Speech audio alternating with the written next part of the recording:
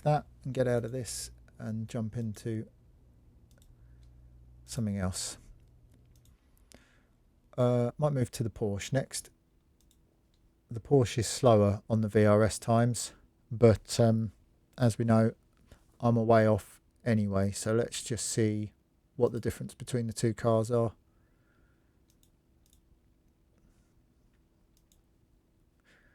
Oh, so many back clicking buttons. Right. Porsche Season 4. So 53 flat. Blimey, settle for the 54s at the moment. Let's get that loading. As you all know, it's going to take a day and an age to load LeMans, even as a private test.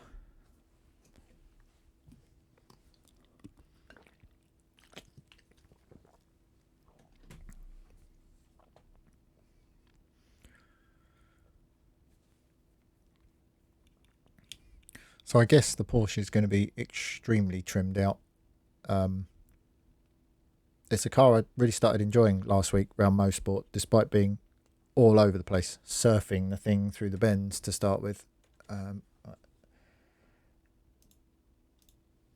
the base shakers on, and then we can all watch the progress bar together. Happy days.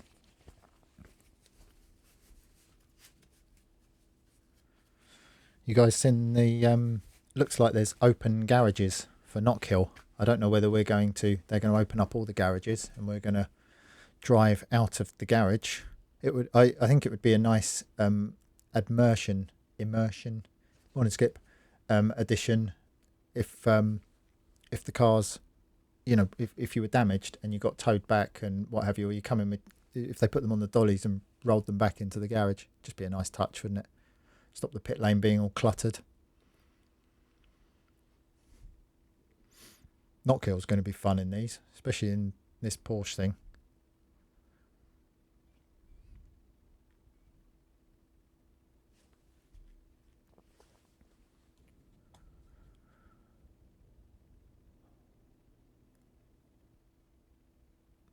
Oh yeah, you can do it.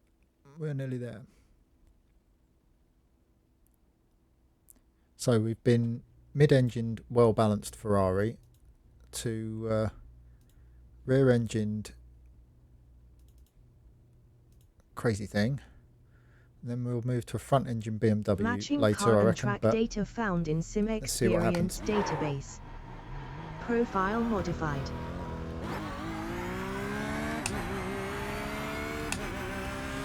see what the differences are in initial feeling. Knockhill's I was going to say it's a bit like a Scottish Brands Hatch, but that probably really upsets some people. It's a very short racetrack.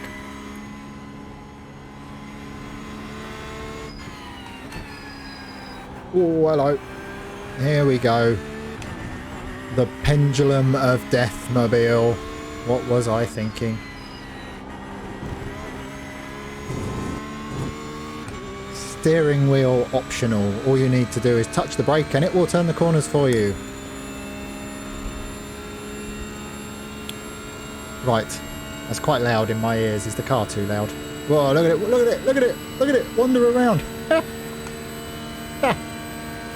Oh God. I apologise in advance for crashing the brains out of this thing.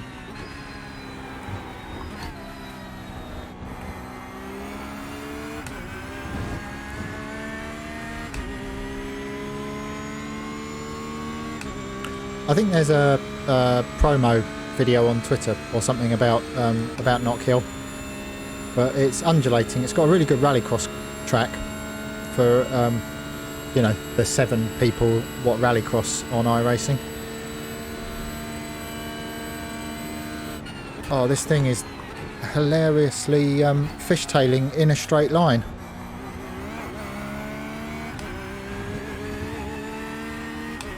Place your bets now about whether I'm going to make it through the Porsche Curves at all.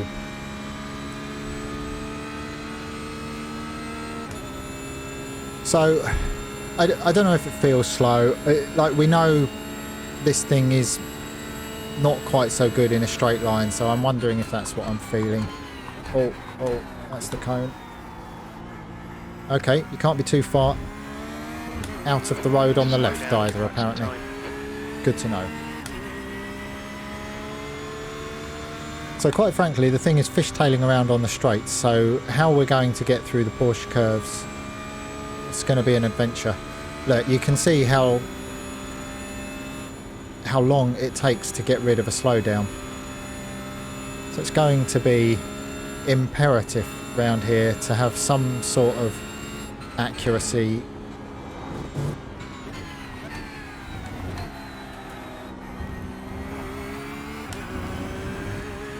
Just adjusting to the prodigious drive grip and the complete lack of rear stability on turn-in.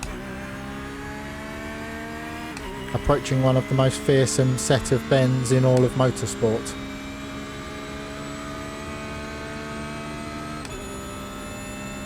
Yes, yeah. The cone back at Mulsanne Corner. Yeah, I fluffed it on the brakes, so that was the reason. Let's approach this with a modicum of caution to start with. Once again, steering is optional with this car to get it through the corners.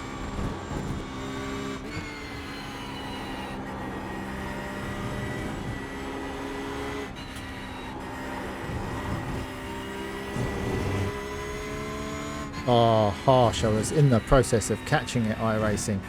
Surely half a second off for effort. But no.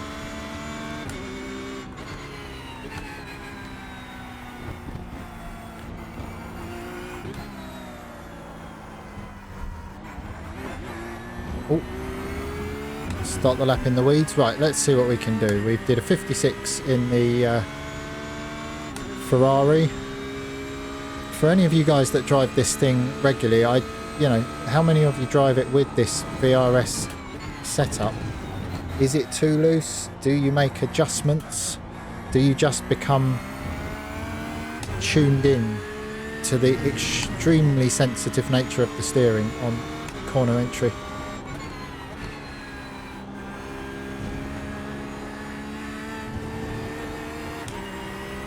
Don't look at that on the left because you will be out there otherwise. Turned in. Was that too much? Felt like too much, but wasn't. Okay. We've navigated the first tricky part of the track. Focus on maximising our braking, getting our mid-corner speed right. Now look, we're out of puff already while we're wandering aimlessly across the road like we're drunk.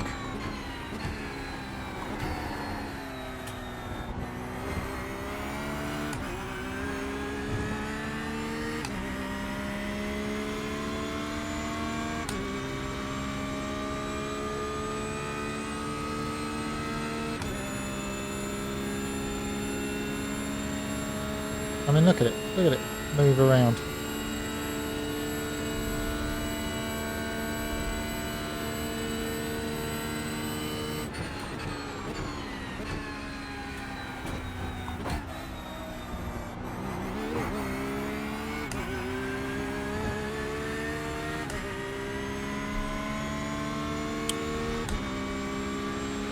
Okay, I've not killed myself yet, so I consider this a win.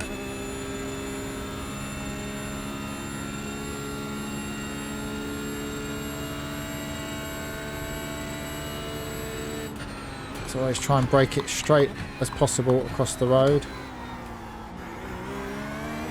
Fraction late on turn-in. Sub-optimal exit.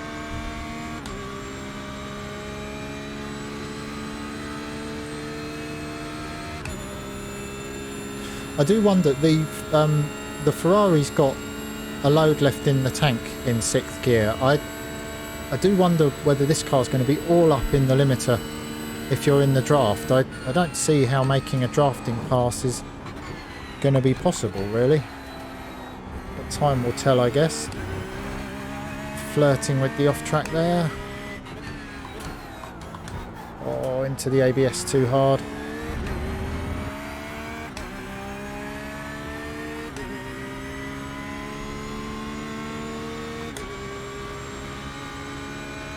The VRS Endurance. Yeah, sounds like good fun, doesn't it?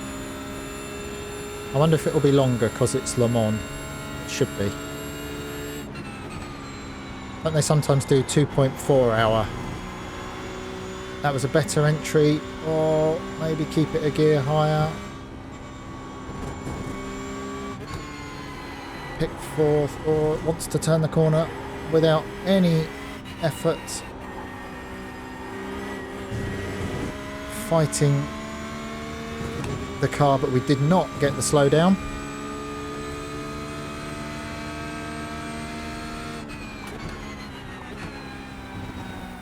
Take as much curb as you dare.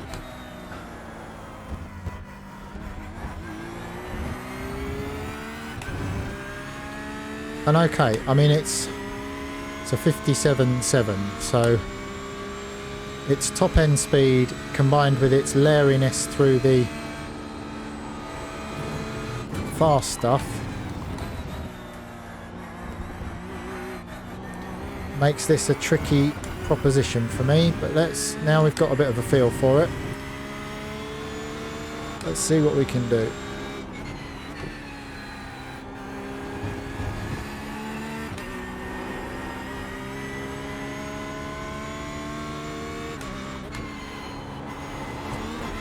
Oh, it bounced. Surely that's a slowdown. Yep. You need to take those yellow sausage curves on the inside of Tetra Rouge, but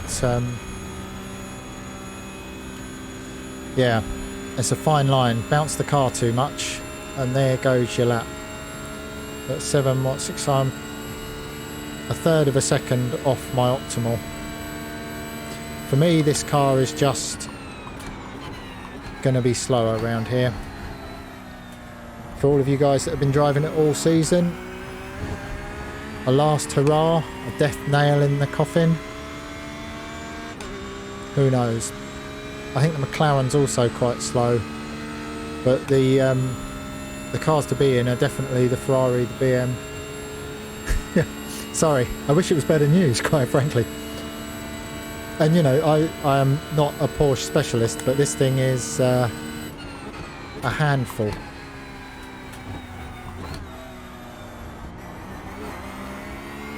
And it's like I was saying earlier, it's that age-old thing of it's a big, long lap, and you've only got to push. Like back at Tetra Rouge, you have one off track, and you've naused your whole lap. And you know, yeah, you can go and work on other bits, but yeah, it does seem to have been given the short end of the stick.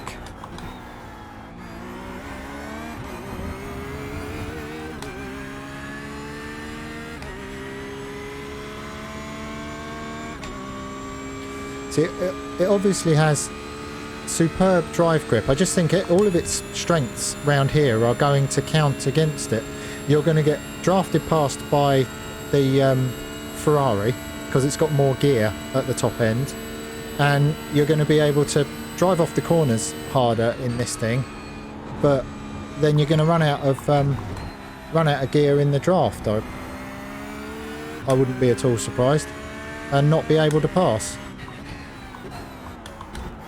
Oh, still running in there too hot. It does not brake as well into there as the Fez does. So yeah, I wish it was better news really, but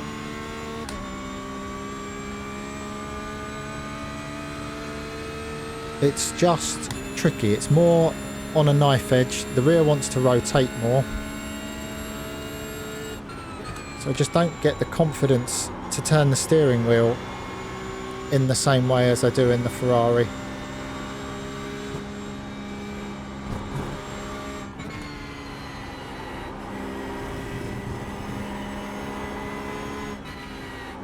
Especially as it goes off camber there. That is... oh, that's harsh. It's harsh iRacing.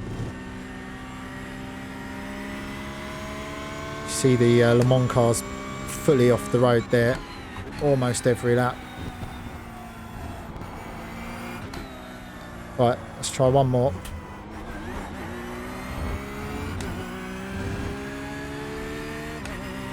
See if we can chase the deficit to our deficit in the Ferrari.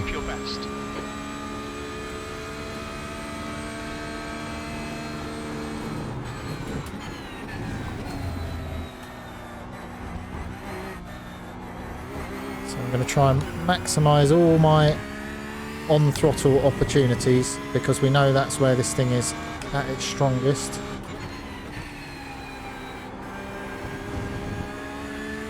And try and keep soft hands and live with the fact that the rear is wanting to overtake the front. Oh, don't turn in on the grass. Okay, it wasn't super fast, but it wasn't a disaster.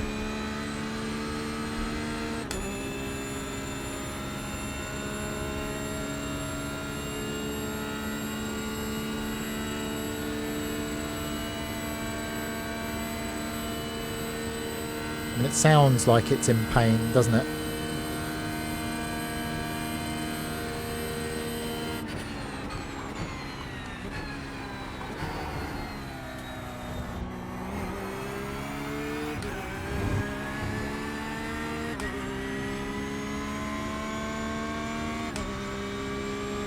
Okay, our optimal's coming down, 57.4. What it's going to be like tucked up underneath somebody else into the Porsche Curves though, when you've got even less aero on the nose.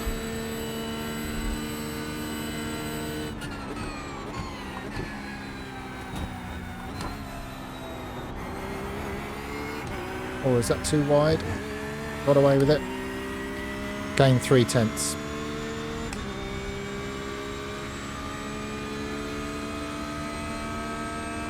And it's more tense. I guess if you like thrillers and want to work for your iRatings, then this is the car for you.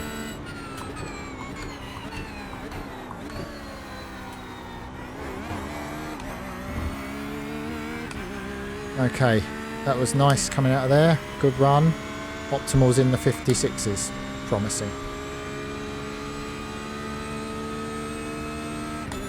I'm just trying to make sure the car is as stable and as connected to the road in the mid corner, and just becoming more used to using the drive grip of this thing.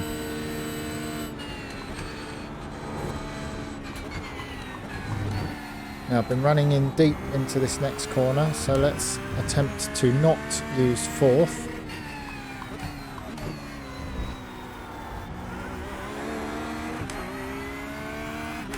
Bit too hard into the gas on the exit, but you know,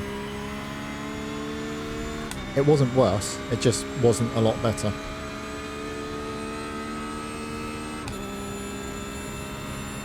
Right, the make or break section of the lap, I feel. Let's get it slowed down, not run wide into here, drive it through. Oh, good Lord. Now we need to be a bit more cautious turning in here. It still wants to swap ends on us.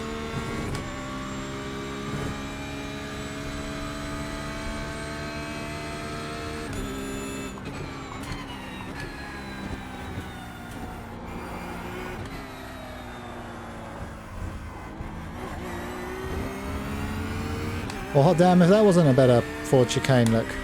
56 flat, so I'm actually faster than I was in the Ferrari. So forget everything I'm saying, this thing's perfect for around here. Amazing. Hey, thank you for the follow. I think we might stop and look at a lap if we... Yeah, look. Off tracks all over the place. It really is the perfect track for practicing the balance between precision and therefore maximizing all the road and the off track, because every slowdown is an off track. It's yeah, if it's a place you fancy ploughing around for month on month, let's have a quick wobble around the lap, see what we can see. Then we'll have a quick look at the data and probably go compare it to something else.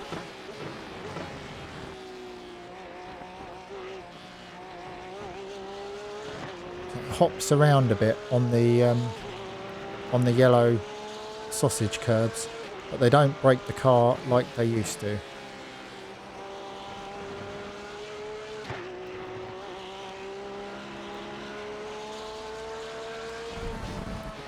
See, I like this camera view because it gives you little visual clues. I was obviously turning in on the grass, which is not the fastest way through there, but I can see exactly where I'm placing the race car. I spend enough time in cockpit view to be able to equate that to what is going on in cockpit view. Here we'll probably see it fishtail its way the whole way down the straight, like it's got shopping trolley wheels at the back. Yeah, you'd be pulled over and given the sobriety test, wouldn't you? Blimey. Is it a sobriety test? You know, the one where you drive. I have no idea. It's never happened to me. Anyway, let's fast forward the straights like we did last time.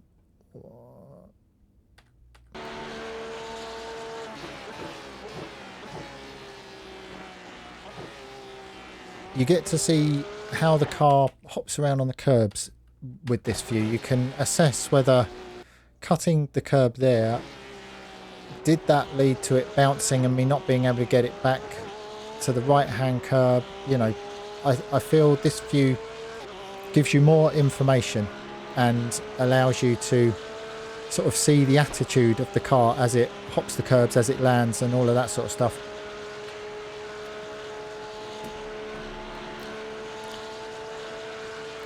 There we go, braking straight across the road. Opened the road up. Yeah, that was alright. Moving on.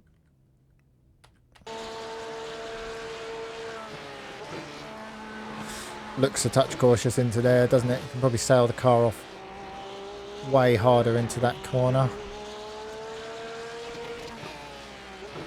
Again, I'd been taking it in deep there, and I reckon I was a touch cautious. It's right between the gear shifts, though.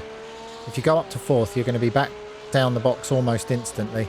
So, decision to be made. But we'll have a quick look at the data. Let's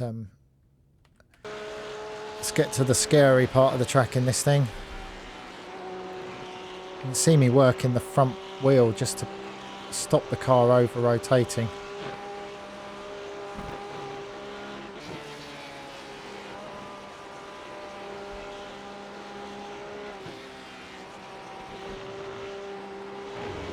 Oh goodness.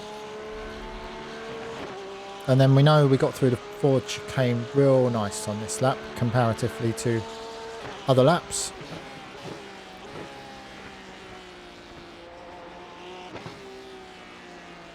I think that for me is a good visual reference. I can take quite a lot of speed in here. I keep thinking that's going to give me an off track, but it isn't. And then I think that little curb, that bit right there, is a good marker for where to try and get the car turned back in. That might not be the exact perfect place, but I think that's a good start. So, let us go see. Let's hope we had the telemetry on. I'm sure it'll be fine. So 53 flat for that guy. We didn't have the. Let's refresh it. That's tardy of me. But we're miles off anyway. I'll just have a quick look.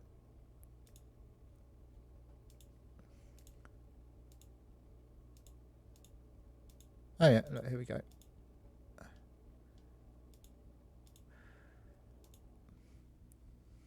Huzzah! Right, so let's have a squiz through this. In the Porsche, I was 10 k's an hour off coming onto the start-finish straight. So straight away, I know I'm getting a better run out the final corner compared to VRS guy. So let's delve into the lap. Right, half second into the chicane. Big difference. We're going to see a big speed difference here. 21 kilometers an hour and a slight crossover in the middle of the corner. So let's go have a look why. I am lifting a lot more than him. I'm not crossing my feet over, he is, but he's driving the car much deeper into the corner, and that's quite an abrupt reduction of the trail braking. I'm just going to play this back, and as we get to this part of the corner, I'm going to see if he's catching the car or not.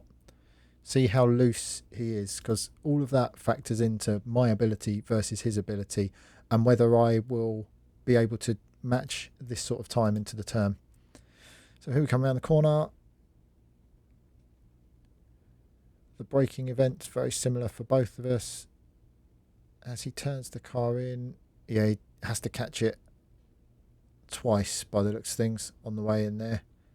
So yeah, the takeaway from that is I can take the car faster into the corner, but the consequence may be the knock-on effect. You know, we can all lift off later and brake later, but can we then satisfy the corner and get the car in the right place for a perfect launch without, you know, losing more time than we gain on the way in?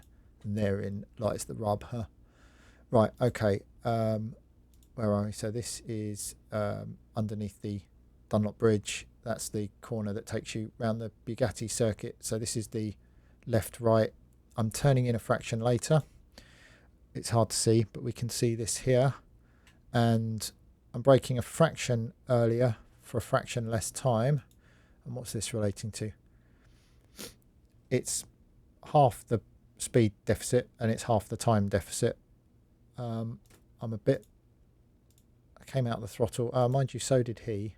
He was wider on the exit, but he's carrying more speed off the corner. But as usual, and maybe the same for you, it's the control of the car on the corner entry that is my, you know, sort of perennial difference to these guys.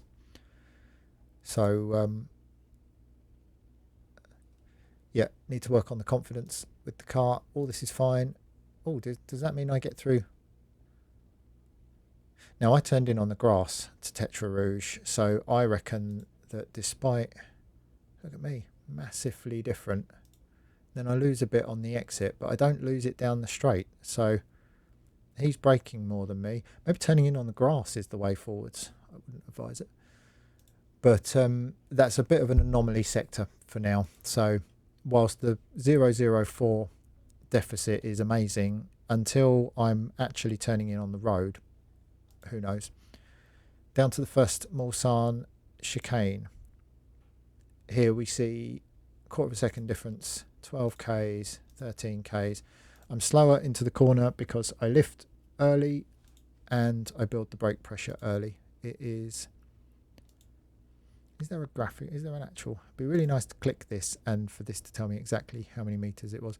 So that's what, 845 meters. 50, 55. So yeah, again, it's about 20 meters. It was the same in the Ferrari. It's the efficiency of getting the car stopped and living with it more on edge as you turn in, but still making the apex that's causing me the problem there. So noted. Next chicane. 12 k's, 14 k's. Different problem. Braking in a much more sensible place. Just holding the pedal for a bit longer than I need to here. And then he's had a little stab. We're very similar on throttle exit. So in terms of this corner, I'm doing this quite well. I just need to try and roll off the brake to ease the car into the corner. But I'm not going to worry about that too much for the time being. Also, down the next straight is negligible. So happy enough. Pick your battles. Down into Mulsanne Corner, lifting slightly earlier, much less deficit than in the Ferrari. So I'm getting the car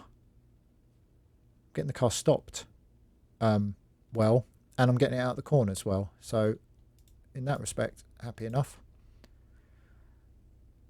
Right, down into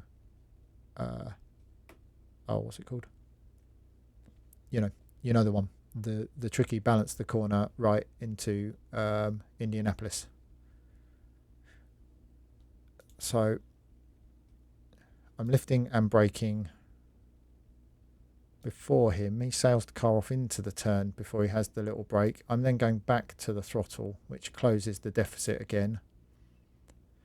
So yeah, just a case of trying to send the car off. These sectors are where the practice becomes difficult, because in order to do this I might stick the car in the fence here instantly, and then you're all the way back round before you can have another go. That sort of stuff erodes your confidence, so I'll take it under advisory and try and work on it. Right, here we can see I lifted off, so he is using fourth into here. So this sector I was a bit unsure about whether third or fourth, so I'm just going to play it through. Where's my mouse? Come back and go.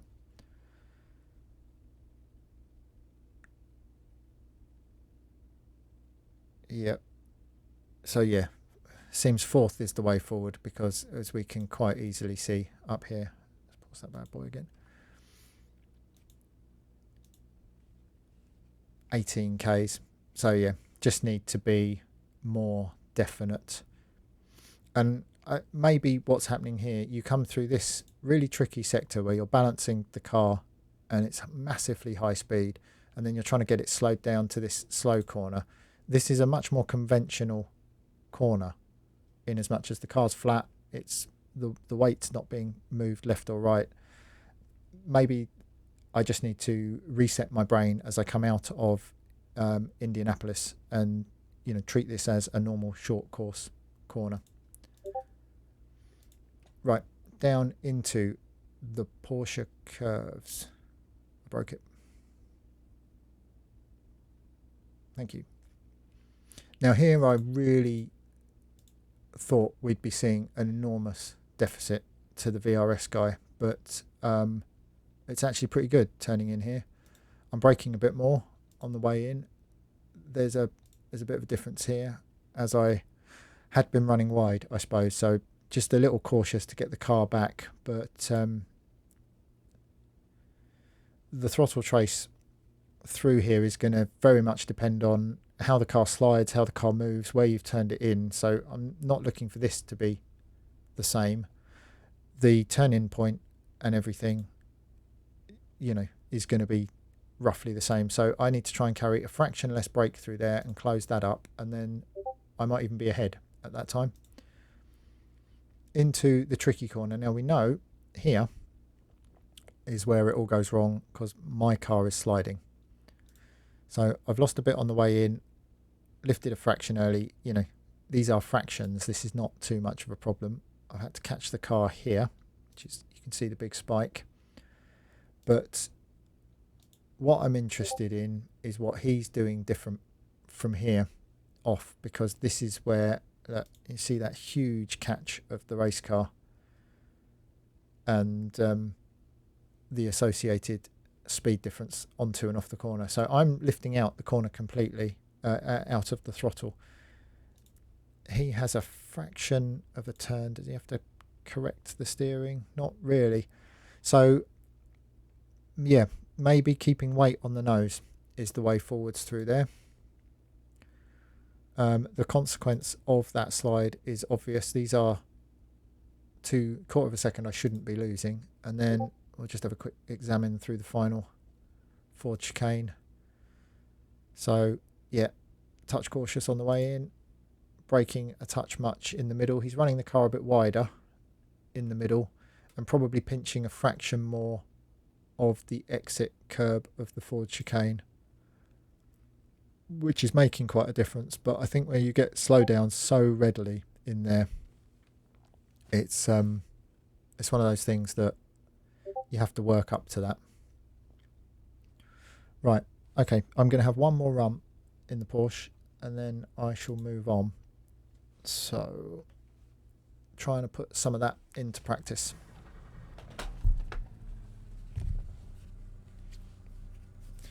So again, for anybody that doesn't go through their data, on the face of it, I would have assumed that the Porsche Curves were causing me untold problems. But apart from the slide I'm having coming through the karting corner or similar, it's actually pretty good into there. It's, as usual, it's a little bit everywhere and it's trying to carry more speed into the turns and keep the car online.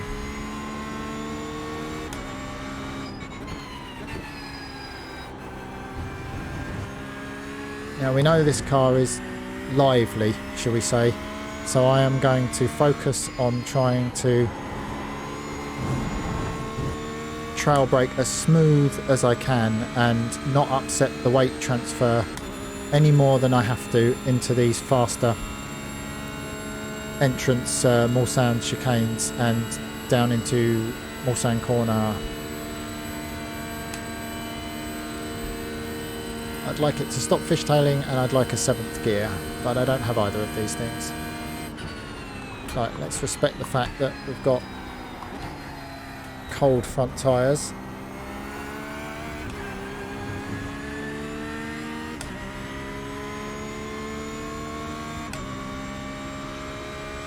Let's see if we can break into the 55s.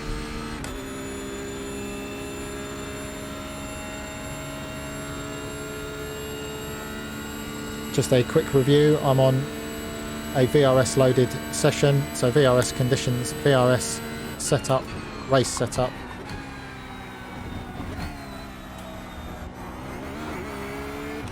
Oh. And as always, if anybody wants my data, it's either in the IR UK Discord VRS team, or you can DM me your details and I can add you to my own one. Right.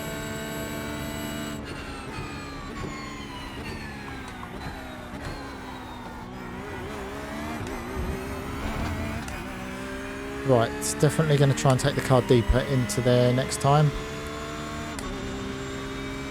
So all I'm trying to do is be smoother, brake the car one car length later, which, you know, in itself is not the easiest thing to pick when you're doing 280 k's. And just carry a fraction more speed everywhere. We don't need to reinvent the wheel. We can take a fraction everywhere. It will add up to a huge amount come the end of that. Oh, it's too deep, surely. Oh, got it stopped.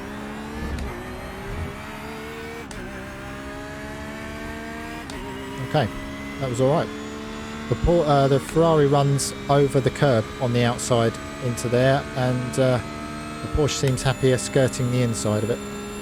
So we'll bank that and we'll crack on.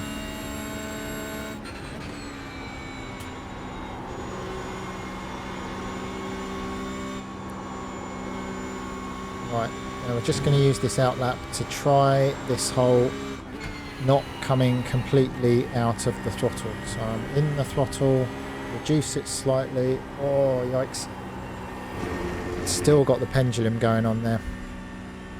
I'm going to try turning in earlier. Just haven't found the rhythm of that part of the road.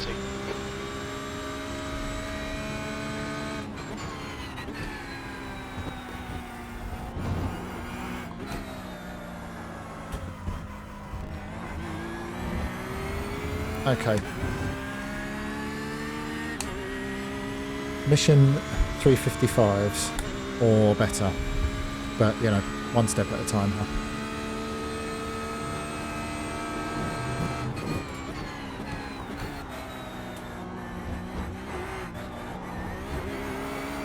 Oh, I kept some good momentum in the middle of the corner that time, and it's paid me back.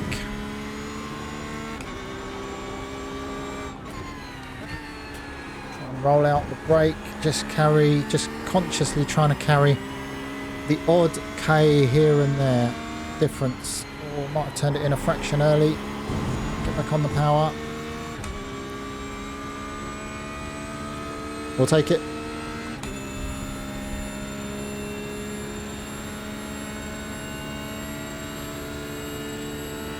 Is it better not looking at the top of my head as well? I'll move the camera down. Okay, let's try and go one car length deeper on the brakes. Still get it turned. Still get off the corner. There you go, that's worked. 1/10 and climbing. We'll take it.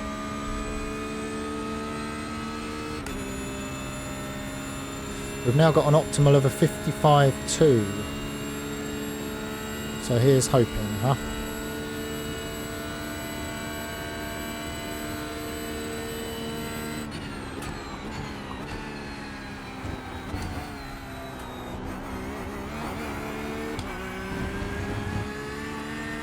Okay, was a fraction deeper on the brakes on the way in there. So this is it. I'm not trying to set the world alight. I'm just trying to alter my rhythm, take the car in a fraction deeper everywhere. We're already half a second up, so we'll see if we can keep that.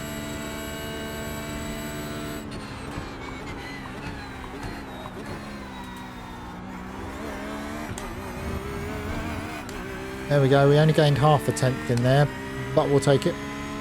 We're losing a bit on the exit, but laying down green sectors is good. Next focus is trying to carry more speed into the next turn.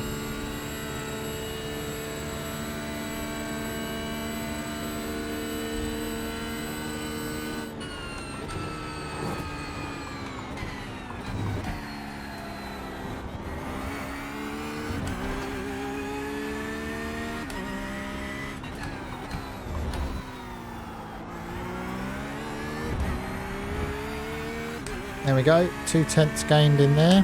We're 8 tenths up. Now we know from looking at the data that I'm somewhere near the limit through here. If I can sort this car sliding out on that tricky left-hander. Let's get it turned in here. Okay, might be a touch cautious. Let's see if that pays us back.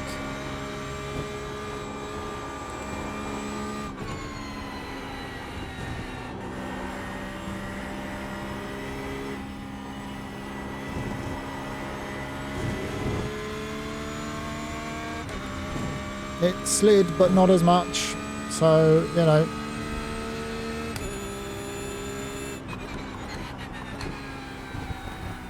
Just try and roll out the brake just a fraction, carry a touch more speed over the curves. And we've done a 55.2.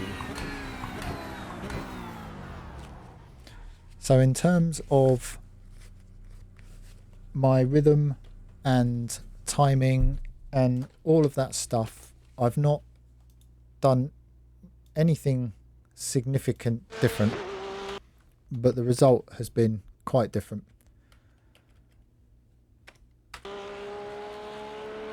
And I think we'll see as we go through the lap that the car was just a fraction more settled.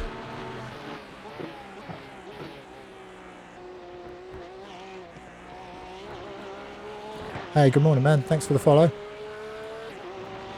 And this is what I'm trying to do as I improve myself. I'm using the data to find out my own habits, my bad habits, my good habits, compare those to the reference lap, be it the VRS or someone else's reference lap. Let's just have a quick look through here because it's a tricky section of road. So I've got the car in nice. It didn't slide. See, it can slide off the edge of that curve. It's quite abrupt, so got good drive off the edge. Didn't turn in on the grass, which is a bonus.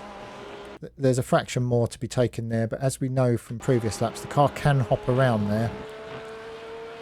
So I think if I was able to do that as my safe race pace, I'd be more than happy with that. Right.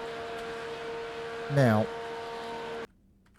yeah, look, just a fraction. I'm using this yellow Dubry as my reference marker, and I'm just taking the car a fraction past it. Be nice to be able to overlay the laps, but I'm lucky all this works. It's just not that clever. So good exit out of there.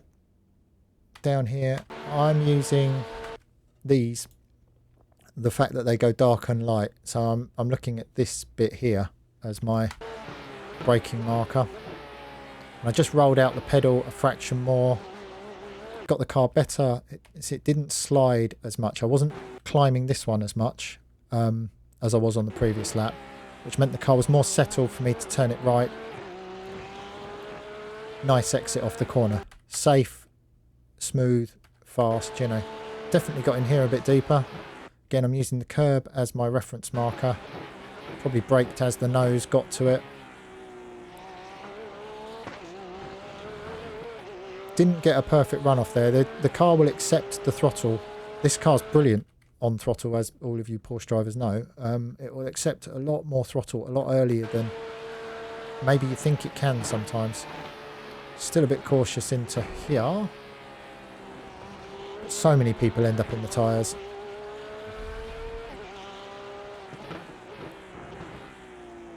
Yeah, more committed in there. And then let's check the Porsche Curves.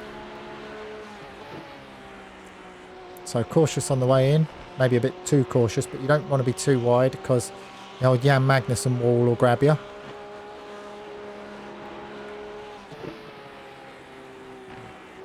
Give up a bit in the middle.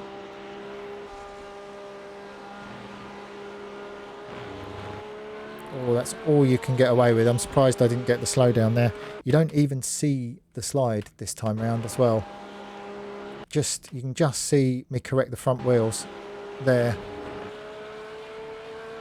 But that's so, that is so close to being a 1.2 second slowdown and you being freight trained down this straightaway. So, and I felt like I was a bit more committed through there. So, let's go look. And then drive the BMW. Right. What was that? Porsche. Guy's got a great name. Mac Backham. I like it. I'll just have a quick refresh to make sure that the data appears.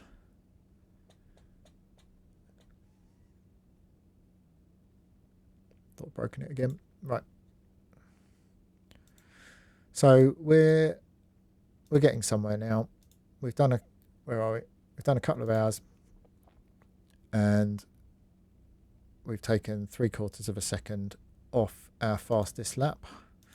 So let's see if the deficit has changed any. So still losing a chunk in here.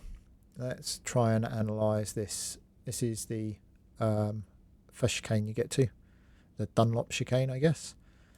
So straight away this is more similar and the time deficit is more similar. So we know we're working in the right direction. Where a 1/4 of a second goes in here is now less obvious. So 9 k's an hour, again it's a longer sector so the gap is smaller. So we have to try and analyse where this 9 k's. I've come out the gas a fraction earlier, I've braked a fraction earlier, and it's taken me longer to build peak pressure, but this is much more similar to obviously the reference lap.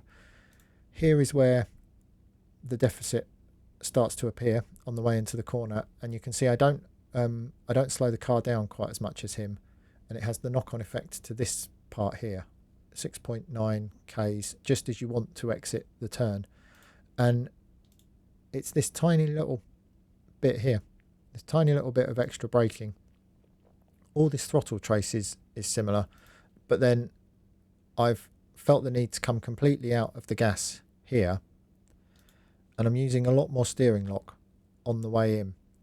So the way in which, I've come out of the brake maybe a fraction too abruptly, and that's not kept the weight on the nose and allowed the car to rotate. So you see from here, I start adding more lock as I go back to the throttle, to the point where I end up with quite a bit more steering lock on. He's winding the lock off because the efficiency with the trail braking is helping. We know this car rotates freely at the rear, so he's using the trail braking phase combined with the turn-in to unload the rear and help the car turn the corner. And that's where I would say the deficit lies, basically. So I'm on a much better rhythm. I'm on a much better line on the way in. I'm on the right sort of place of the racetrack. I'm braking at the right point. So big tick in the box for that part. I now just need to work on the subtlety of getting the weight to transfer better in the middle of the corner. So we'll log that. We'll move on.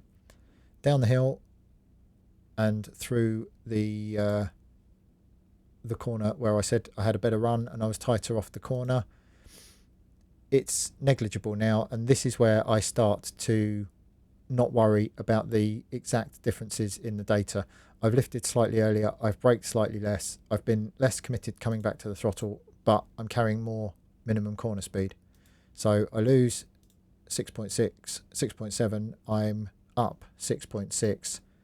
The end result is 3/4 of chuffle difference. So fine, let's not worry about it. Tetra Rouge, same thing. We're approaching it slightly differently, but that's fine. That's the difference in my driving style and his driving style, and that is not a problem.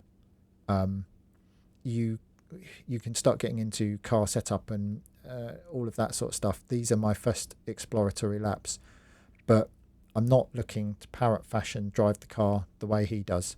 That's never been my intention. I want to keep my style, but make the things I'm doing that are costing me time better, and I do that through using the comparison lap to see where the car and this setup in these track conditions has more potential. And that's where this piece of software is extremely handy, because you can load your iRacing test session. You know that you can load exactly the same setup as the guy. You are driving in exactly the same track conditions as the guy. So whatever differences you're doing, it's down to you. That might not be the optimum way around the track. You might be able to tune the setup and go faster. But for me, there will always be more time in tuning the individual. And this is what allows you to do that, and simply by looking through the data. So we approach this differently. Here I have a lower minimum speed through the corner, but I'm taking more speed on the way in. I'm slightly wider in the middle of the corner, and I did miss the turn in a fraction and flirted with the outside of the road. But again, it's nothing, and the run down the straight is also nothing. So until we are chasing these half a tenths, let's not worry about this. Now, I said as I looked through the lap that I felt I got into the first Mulsanne chicane better, and here we can see it. I'm much closer to where he's lifted and braked on the way in. I've held 100% pressure, so I'm into the ABS probably a fraction too hard, but all of this is much more similar. Even the little dip as he asks for the power there, mine is more exaggerated and I'm a bit slower, but it confirms to me that I'm moving in the right direction. I've done very little differently on the lap. I've taken the car in one car length deeper on the brakes, and I've tried to focus on being a bit smoother as I come off the pedal, and that act has halved the gap. I'm not interested in I need to brake at exactly this piece of rubber or this shadow on the road and start turning the wheel. That isn't what I want from the data. I want to drive the car the way I naturally drive the car, but learn its limits. And you can fast track that rather than just pounding round and round. You can fast track that by seeing what an 8K, 9K I-rated driver can do with these cars. And they do these every week, So again, off the corner, must have got a decent run off the corner because the time difference is negligible. And here we go down into the second Mulsanne chicane. And again, there was a big difference for me coming in here. I'm still a fraction earlier on the brake, although he's crossing his brake and his throttle over more than I am. So tick for me, happy with that.